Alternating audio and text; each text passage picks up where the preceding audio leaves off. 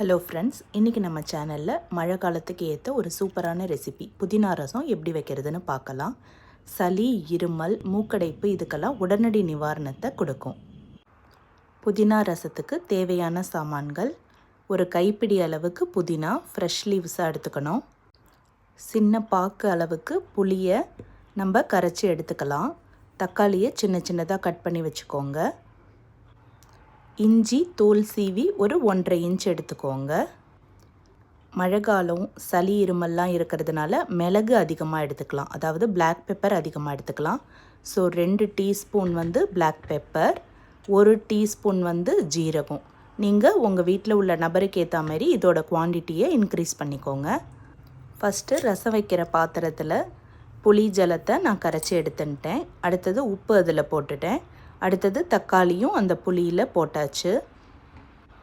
இப்போ ஒரு மிக்ஸி ஜாரில் மிளகு, ஜீரகம், இஞ்சி துண்டு, ஒரே ஒரு சின்ன பச்சை மிளகா, புதினா ஒரு கைப்பிடி, இது எல்லாத்தையுமா சேர்த்து அதில் போட்டு நல்லா அரைச்சிக்கலாம். ஊற வச்ச புளியிலேருந்து ஒரு சின்ன புளியையும் அதில் எடுத்து சேர்த்துக்கிறேன்.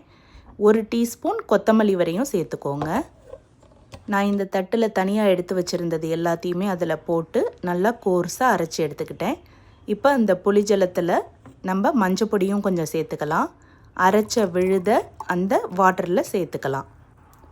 அவ்வளோதான். இப்போ புதினா ரசத்துக்கு ஏற்ற மாதிரி எல்லாத்தையுமே நம்ம இதில் ரெடி பண்ணியாச்சு. இப்போ ரசத்துக்கு தேவையானது ரெடியானதை நான் அடுப்பில் வச்சு அடுப்பை ஸ்டார்ட் பண்ணிக்கிறேன். அரைச்ச விழுத சேர்த்துட்டு இந்த டம்ளர் அளவு காமிச்சிருக்கேன்ல, இதால் 2 டம்ளர் வாட்டர் இதில் ஆட் பண்ணிக்கிட்டேன். ஏன்னா 6 பேருக்கு தேவையான ரசம் இதில் வச்சுருக்கேன்னா. மழை காலங்கிறதுனால கிட்ஸ் எல்லாம் சூப்பு மாதிரி இதை குடிச்சிருவாங்க. பசங்களுக்கு சளியாக இருந்ததுனால நைட்டு டின்னருக்கே ரசம் சாதம் வச்சிருன்னு சொல்லிட்டாங்க.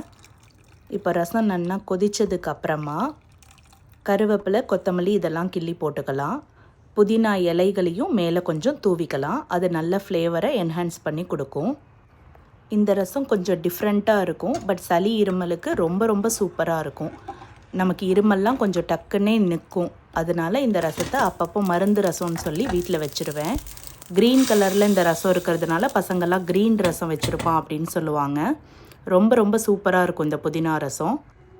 4 மினிட்ஸ் கொதித்ததுக்கப்புறமா கடுகு, ஜீரகம் தாளித்து புதினா ரசத்தில் சேர்த்துடலாம். ஒரு 5 மினிட்ஸ் தட்டால் மூடி வச்சுருங்க. அடுப்பை ஆஃப் பண்ணிவிட்டு ரசத்தை சூப்பாகவும் குடிச்சிடலாம். சூடான சாதத்தில் அப்பளத்தோட ரசம் விட்டு சாப்பிட்லாம். ரெய்னி சீசனில் டின்னர் கூட சாப்பிட்லாம். தேங்க்யூ.